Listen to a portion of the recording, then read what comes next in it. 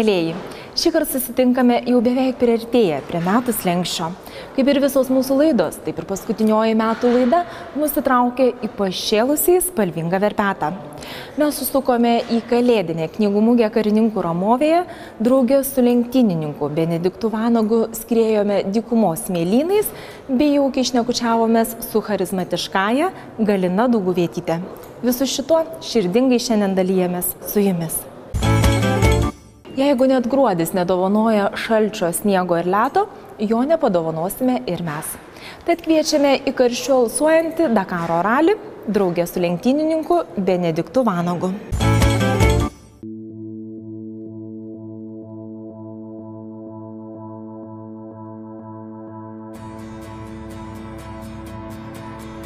Lenktynės smėlio jūroje sraunia upe, kurioje tu negali sustoti. Kitaip tiesiog nebesuspėsi su srove. Lenktynės upe, į kurią norisi įbristi dar ir dar kartą, išbandyti save ir plaukti iki galo. Ar norėtumėte bent kartą pasinerti į tokios upės sūkurį ir leistis nunešami jos srovės? Beveik 2 savaitės trunkančios lenktynės ir beveik 9,5 tūkstančio kilometrų sunkaus ir alinančio kelio. Tai Dakaro lenktynės, kurias įveikė lenktynininkas Benediktas Vanagas ir kurių akimirkomis jis dalijasi pristatytame albume Oskar Evoliucija – vieno Dakaro istorija. Šis albumas tapo komandos narių dovana, kurią lenktynininkas nusprendė pasidalyti su mumis. Albumo idėjos autoriai, fotomenininkei Jurgai Anusauskienei, mintis sudėti geriausius kadrus į albumą kilo iš smalsumo. Kalbėti apie vieną didžiausių sportinių įvykių pasaulyje, jame net nepabuvus, buvo ir rizikinga ir labai didelė atsakomybė. Man teko labai stipriai susikaupti, įsigilinti ir pamėginti per vieną konkretų, kaip pasakyti, matymo tašką parodyti, kas yra iš tikrųjų Dakaras, nes tiek, kiek teko bendrauti su Benediktu, jisai buvo man tą ištransliavęs jau anksčiau, kad tai nėra vien lenktynės ir vien sportas, kad tai yra gyvenimas. Ir aš taip truputėlį žiūrėjau per tuos simbolius, kaip išgyvenimas, kova, komanda, asmenybė, kuri turi vyčio pradą, kaip visą tai sąveikauja, kaip visą tai veikia, kaip pakliūna iš tikrųjų įvairiausias stichijas, nes šiais metais ne tik organizatoriai, bet ir gamta be galo pasirūpino įvairiausiais išbandymais. Tai tikrai dalyviams teko praeiti ir smėlio audras, ir liūtis, ir pakilti į beveik 5 km aukštį, kur deguonio stokoja, ir nusileisti prie vandenynų. Ta prasme, iš tikrųjų, kiekvieną dieną labai stiprus pokyčiai ir aš žinau, kad tikrai organizmui yra ganėtinai sunku taip greitai aklimatizuotis. Tai labai buvo įdomu stebėti visą jų dalyvavimą, labai buvo įdomu stebėti gimimą ir ne veltui vienas iš raktinių žodžių knygoje yra evoliucija, nes mes visi kažkaip evoliucionuojam ir Dakaras tai yra terpė, kuri išgrynina. Tylėjo kaip žuvis ir man nieks nieko nesakė, kad ta knyga yra gaminama. Ir kai aš ją pamačiau, suvokiau, kad mes to negalime nepasidalinti su tauta, su žmonėmis aplinkui, su mūsų fanais, iš tiesų visiems, kam yra įdomus Dakaras. Tai dėl to iš tiesų ir gimė šitą knygą, tai yra tik tai pagarbo ženklas to, ką mes darome. Knygoje turėjau galimybę sustoti ir pasižiūrėti, kaip viskas vyksta. Gyvenimas yra rutina ir nesvarbu, kokį įdomų darbą tu dirbi, dienos pabaigoje tai tampa rutina, nes tai yra tam tikri pasikartojantis faktai. Tai sustoti ir pasižiūrėti į save iš šono visada apsimoka. Į albumą sudėti įspūdingi kadrai ir autentiški tekstai iš 2014 metų Dakaro ralio. Verždamas puslapį po puslapio, skaitytojas pastebi ne tik gražius gamtos vaizdus, bet ir pajunta komandos dvasią, tarpusavio sąveiką bei didelį pasiryžimą laimėti, o visų pirma įveikti save. Dakaras yra kaip brangakmenis, kuris turi labai daug briaunų. Lenktynės yra tik tai viena iš briaunų, viena iš tūkstančių briaunų. Kitos tai yra savęs pažinimas, tai yra gamta, tai yra asmenybės, tai yra išgyvenimo kursai, tai yra nelaimės, tai yra patirtis, tai yra išbandymai, labai daug visko. Ir visa tai vienas didžiulis nuostabus brangakmenis, kuris vadinasi Dakaru. Pasak Benedikto Vanago, kiekviena diena Dakare yra verta atskiros knygos. Tačiau sunkiausia po kurio laiko viską atsiminti. Ir nors šis albumas priminė tai, kas buvo jau užmiršta, Benediktas neneigia, kad galbūt kada nors ateityje prisės ir užrašys savo Dakaro istoriją. Eina laikas, už nugaros kaupiasi tam tikra patirtis. Ta patirtis, kurios tu neužsirašai, jinai patenka į pasąmonę, iš pasąmonės yra sunku ištraukti informaciją, bet Bet mes ją visą laiką turime, tai neneigiu galimybės kada nors, kad atsiras knyga ir rašytinėme pavidale. Albumo kūrėjai norėjo kuo autentiškiau perteikti Dakaro emociją, todėl net ir knygos viršelio reljefas primena smėlį. Tikimės, jo liks ir jūsų delnuose, o Benedikto Vanago istorija įkvėpsis naujiems išbandymams ir laimėjimams jau nenumaldomai artėjančiais ir besibeldžiančiais į mūsų namų duris 2015 metais.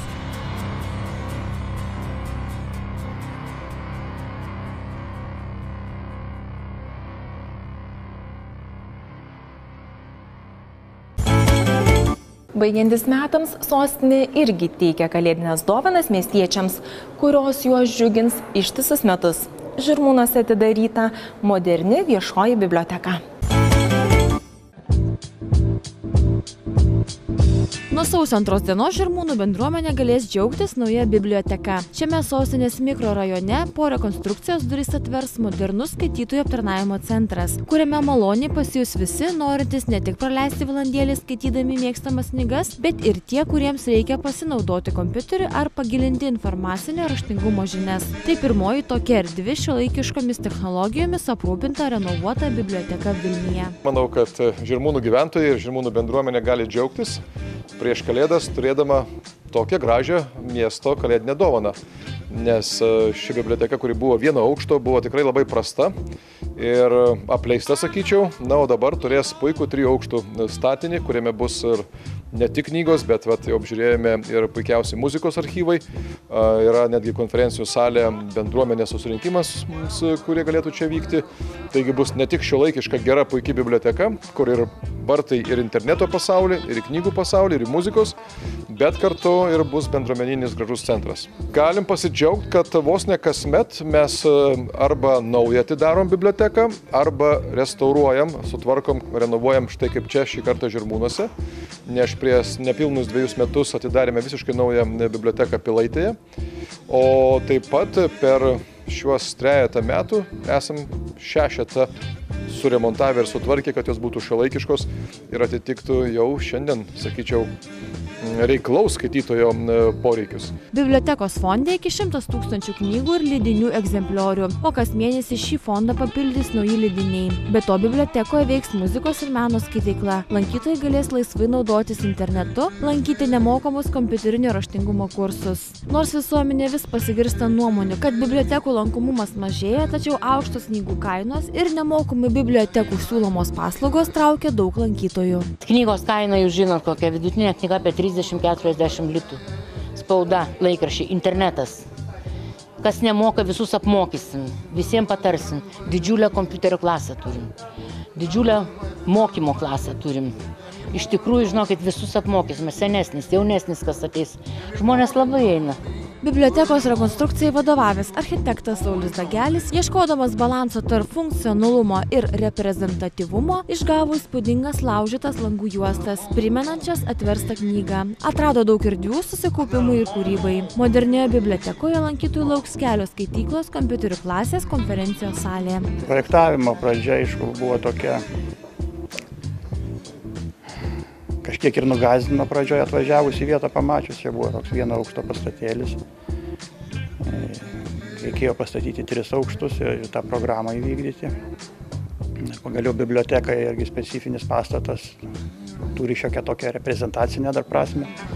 Ne tik funkcinę, o galimybės ribotos. Tai reikėjo suktis iš tose galimybėse, kokios yra jos. Ilgai laukta moderni biblioteka iš karto po švenčių kviečia užsukti visus, norinčius ir siekiančius tobulėti, pažinti bei mokytis.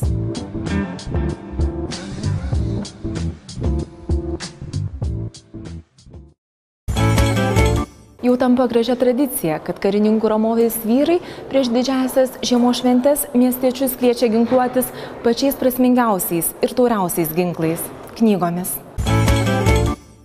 Gruodžio viduryje sostinėje vyko kalėdinė knygų mugė, kurią organizavo Lietuvos mažų ir vidutinių leidėjų asociacijos bei Lietuvos kariuomenės Vilniaus įgulos karininkų Ramovės. Ši mugė tai artėjančių švenčių pranašė. Ar knyga taps kalėdų karalienė? Ar tai vis dar prasmingiausia ir vertingiausia šventinė dovana? Antrus metus vykstanti kalėdinės knygų mugės dalyviai tvirtai pasiruošė kovoti už tai, kad knyga pelnytų laukiamiausios knygos dovanos vardą. Praeitais metais padarę pirmąją knygų mugę mes tikrai pamatėm, kad tiek lankytojams, tiek skaitytojams, tiek ir leidėjams iš tikrųjų tai buvo renginys, kuris pateisino jų lūkesčius. Norim pasakyti, kad mes iš tikrųjų organizuojam knygų muges visus metus visoje Lietuvoje.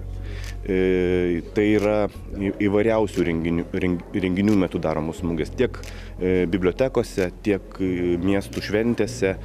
Mes stengiamės iš tikrųjų važiuoti tiesiai pas skaitytoją, kad skaitytojas galėtų įsigyti knygų iš pirmų rankų pačiom palankiausiam kainom ir su pačiu didžiausiu asortimentu. Mugės metu lankytojai galėjo susitikti su mėgstamais rašytojais, poetais, žinomais autoriais, gauti jų autografus, kartu sutikti naujausias knygas, įsigyti prasmingiausią kalėdinę dovaną – knygą. Leidėjai paruošė ir kalėdinių staigmenų. Mažiesiems skaitytojams mugės metu veikė kūrybinės dovanų pakavimo bei kalėdoms kvepiančių knygų skirtukų dirbtuvės. Prie Vilniaus Įgulos karininkų Ramovės palaikomos iniciatyvos šiemet prisidėjo ir Kaunas, kuriame taip pat šurmuliavo kalėdinė knygų mugė.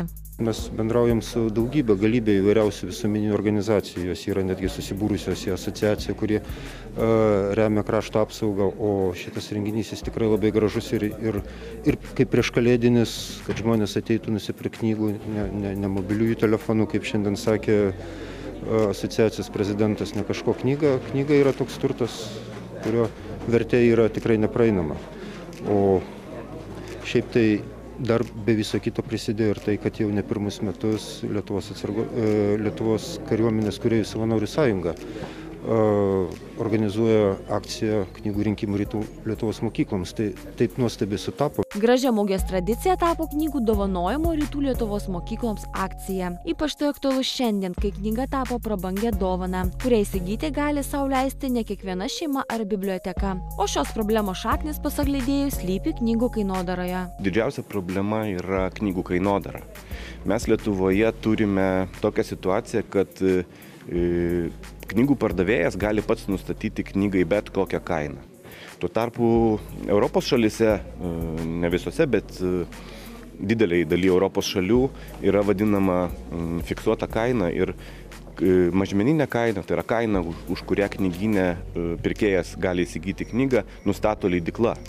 Ir ten kai kuriuose šalyse netgi labai aiškiai yra sudėliota knygos tos kainos, paskirstoma knygos kainos marža.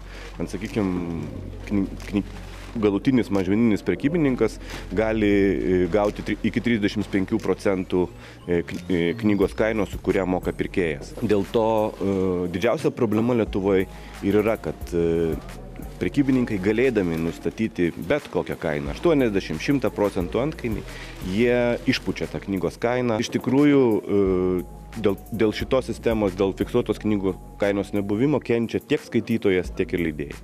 Lietuvos mažų ir vidutinių leidėjų asociacijos nariai šiemet aktyviai dalyvauja ir akcijoje Knygų kalėdos, bei kviečia visus prisidėti prie šios gražios iniciatyvos. Tai padaryti šiemet galima ir apsilankius svetainėje knygukatalogas.lt. Bet kuris žmogus ar bet kuri įmonė, norėdama prisijungti prie prezidentės akcijos Knygų kalėdos, gali prisiregistruoti mūsų kataloge, knygukatalogas.lt, ir paaukoti labai paprastai, elektroniniu būdu paaukoti tam tikrą pinigų sumą arba nupirkti knygas ir priskirti jas arba bendrai programai, arba netgi konkrečioms bibliotekoms. Mes padarėm tokį revoliucingą žingsnį būtent tuo, kad bibliotekos pačios suformavo iš to asortimento, kuris priklauso mūsų asociacijų leidykloms, pačios suformavo savo pageidaujamų knygų sąrašą. Ir ten galima tikrai paaukoti būtent tas knygas, kurių bibliotekos pageidauja, nepriklausomai nuo to, ar jos yra didžiajame knygų kalėdų sąraše. Jau greitai po kalėdinėmis eglutėmis rasime mylimų žmonių dovanas. Ar tai bus knygos, netrukus sužinosime. Gražių ir jaukių jums švenčių.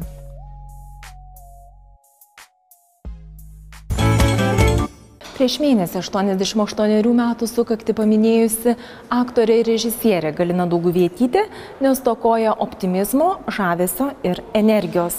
Su šia šarminga asmenybė mes susėdome pasikalbėti apie kūrybą, nes Galina yra ir 3 knygų autorė. Nuo pat mažų dienų augusi meninėje aplinkoje, garsių teatralų dukra apie literatūrą turi savo nuomonę. Gerbiama Galina, Viename sename televizijos interviu esate minėjusi, kad tėtis grįžęs naktimis kalbėdavosi pats su savimi. Dabar štai susėdame pasišnekėti apie jūsų naujausią knygą Dialogai su savimi. Ar irgi, kaip ir tėtis, įsipasakojate savo? Laikas atrodo labai greitai bėga, bet kada pagalvoju, tai man atrodo, kad tas viskas buvo labai senai. Kaip nekeista, nežiūrint, kad laikas bėga, bet tas atrodo, tos visos 3 knygos ėjo kas 4 metus. Ir va ta pati paskutinioji, 3, man jinai geriausiai patinka. Nes ten, suprantat, 2 tai dar tai mano įspūdžiai, mano jausmai, mano požiūris į gyvenimą, į daug ką. O vot jau 3 knygoje, kur aš jau, kaip sako, sena, vyresnė, jau per 10 metai, nu tai ne taip jau. Bet jūs suprantat, kažkaip tai tada pradedė, sakydavau, čia savo paties patanatomija. Savo pačios. Ir daug kur visiškai nesutinku su tuo, ką anksčiau kitaip atrodo dabar. Nu ir gal todėl ir gavosi tokie dialogai su savim. Ten, kur man atrodė didžiausia meilė ir kančia, dabar ima juokas. Ten kančios ir baisiausios iki Anos Kareninos maždaug dėjus. O čia man jau juokas ima, dabar aš suprantu, kad ten nebuvo jokia kančia, o buvo grinai avantiūra. Vat kažkokie tokie dalykai ir pradedi save, kaip sako, nagrinėti ir pasijuokti iš savęs. Paskutiniai knygoje savęs nuteisimas. Ne nuteisimas, bet aišku, su jumoru, be jumoro negalima žiūrėti, reikia žiūrėti ir į save su jumoru ir su pajuoka. Dėl to, kad jeigu tik tai visą laiką tik zirsi, tai bus ir pačiam neįdomu ir skaityti bus neįdomu. Tai va stengiasi kiekvieną momentą, ten, kur aš savo pati prieštarauju, kas anksčiau buvo. Man jau juokinga, bet jai reikia paduoti kaip, savaime nereikia, aš nesistengiau. Bet savaime gaudavosi ant humoristinės lėkštutės, nes aš skaitau, jeigu žmogus gimęs be humoro jausmo, tai jis jau ligonis, jis yra jau kažkaip tai, lyg tai savotiškai, dvasiškai neįgalus. Dialogai su savimi atvira ir intimi knyga. Kokios skaitytojų reakcijos sulaukėte? Visą laiką klausė. Ir suprantat, kažkaip tai taip jauti, kad galėčiau, aišku, dar vieną pilnai galėčiau, bet visiškai kitų rakursų. Mažiau apie save, kiek daugiau apie teatro gyvenimą, apie kaip tada man atrodė ir kaip aš dabar palyginu, kažkaip tai taip.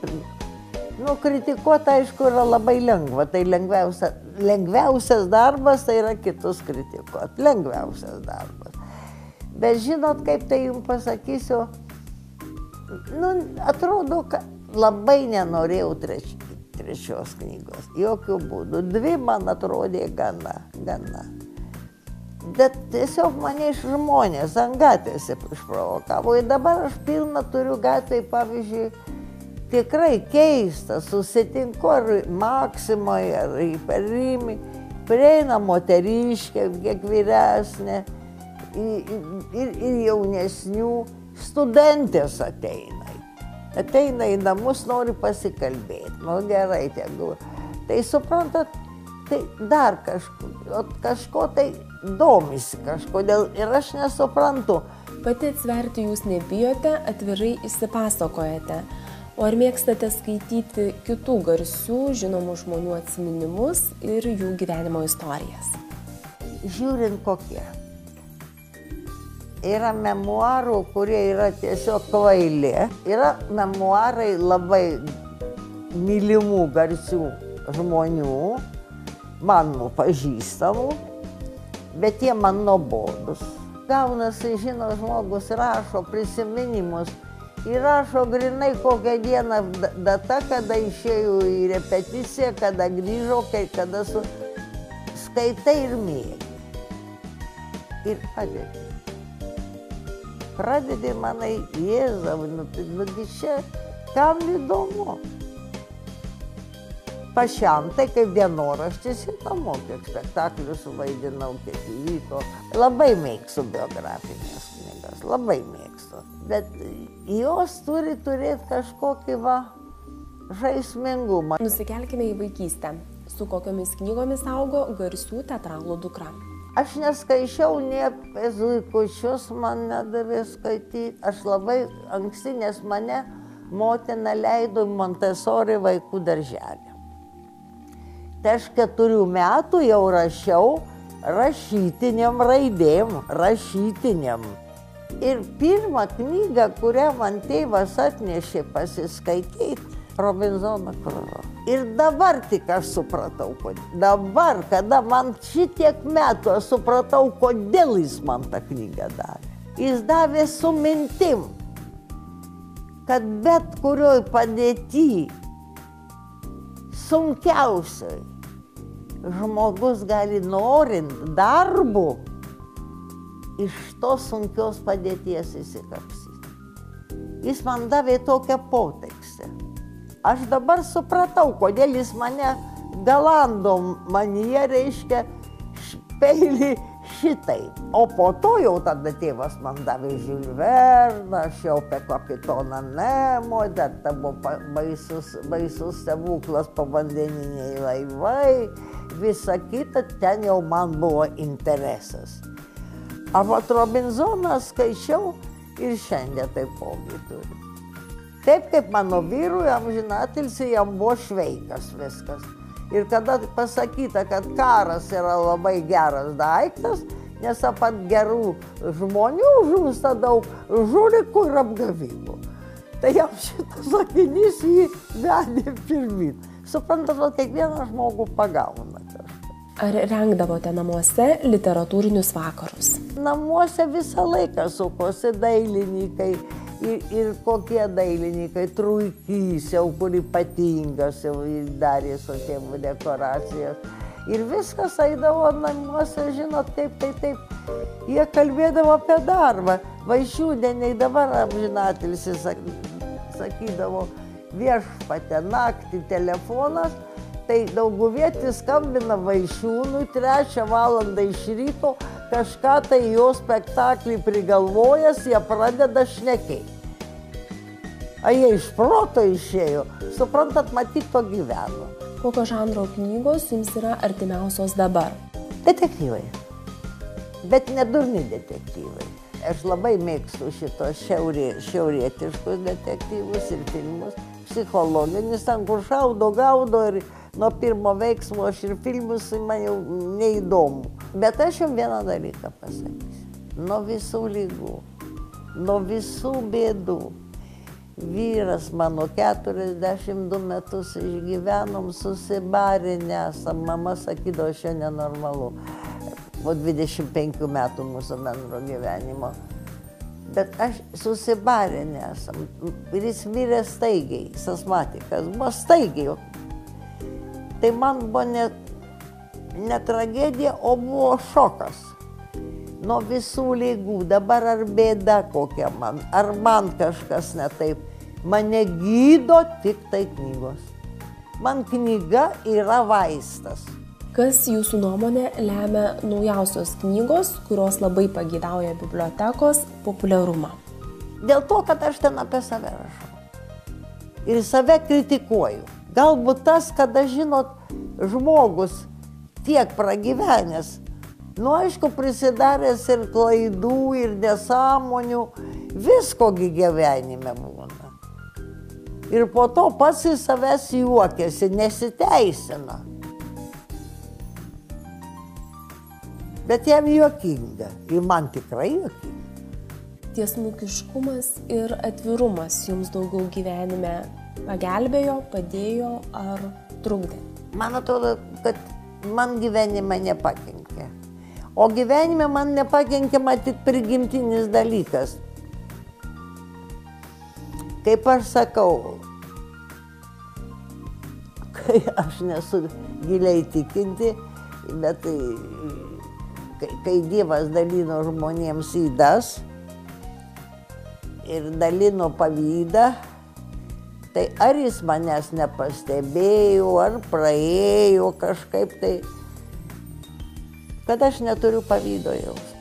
O kai neturi pavydo jausmo, tai esi laimingas, kodėl? Tada nebūna nei intrigų, nei apkalbų, nei tu turi priešų.